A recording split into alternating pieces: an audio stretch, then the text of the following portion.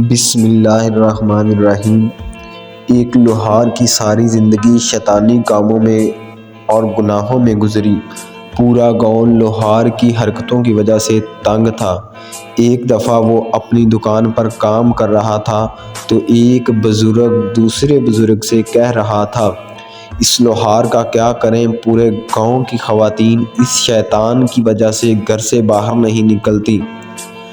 دوسرے بزرگ نے کہا، جب اس لوہار کی اپنی بیٹی پیدا ہوگی تو کوئی اس کی بیٹی کو بری نظر سے دیکھے گا، تب اس کو احساس ہوگا کہ عورت کی عزت کیا ہوتی ہے۔ دونوں بزرگوں کو پتہ نہیں تھا کہ لوہار یہ سب باتیں سن رہا ہے۔ بزرگوں کی باتیں لوہار کے دل پر اثر کر گئیں۔ اس وقت اسے احساس ہوا، میں یہ کس کام میں پڑ گیا تھا۔ اس نے اسی وقت اپنی دکان بند کی اور ندامت کے آنسو بہاتے ہوئے مسجد کی طرف دوڑا۔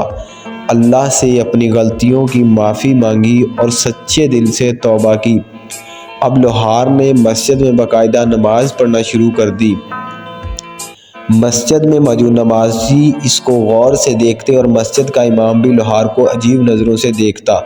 وہ جانتا تھا لوہار کی حرکتیں کیسی تھیں۔ سب کو اس بات کی حیرت تھی کہ جو لوہار ایک وقت میں شیطان تھا، جس کے ڈر سے محلے کی عورتیں اپنے گھروں سے باہر نہیں نکلتی تھیں، وہ اتنا نیک کیسے بن گیا اور کوئی بھی نماز نہیں چھوڑتا۔ جب سے لوہار نے سچے دل سے توبہ کی تو اس کا کاروبار کم ہونے لگا، لیکن اس نے ہمت نہیں ہاری۔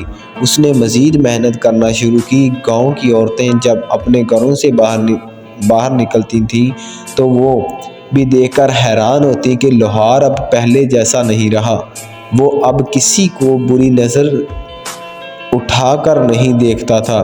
لوہار کے گاہک آنا بند ہو گئے۔ اس نے اپنی دکان بند کر دی اور مزدوری کرنے لگا۔ دن بھر کی مزدوری کے بعد اسے بہت تھوڑا معاوضہ ملتا، لیکن کم معاوضہ ملنے کے باوجود وہ اللہ کا شکر ادا کرتا اور گھر چلا جاتا۔ اس کے ایک قریبی دوست نے اس سے کہا، پہلے تو تم بہت گنہگار تھے اور تمہارا کام بھی بہت اچھا چل رہا تھا، لیکن جب تم نے توبہ کر لی تو تمہاری دکان بند ہو گئی اور تمہارے حالات پہلے سے بدتر ہو چکے ہیں۔ کیا تمہیں اس بات کا یقین ہے کہ تمہاری توبہ قبول ہوئی ہے یا نہیں؟ لوہار نے جب اپنے دوست کی باتیں سنی تو وہ خاموش رہا اور کچھ بھی نہیں کہا۔ اگلے دن لوہار صبح کی نماز ادا کر کے مزدوری کی تلاش میں نکلا، مگر اسے کہیں بھی مزدوری نہیں ملی۔ دوسرے دن پھر تلاش میں نکلا تو دوسرے دن بھی یہی حال رہا۔ کئی دن گزر گئے اور اسے کہیں مزدوری نہیں ملی۔ نوبت یہاں تک آ پہنچی کہ فاقے کرنے پڑ گئے۔ کئی دنوں تک ایسا ہوتا رہا کہ پورے دن میں صرف ایک وقت کھانا ہوتا یا ایک وقت کھانا کھاتا اور کئی راتیں وہ بغیر کھائے پیے ہی سو جاتا۔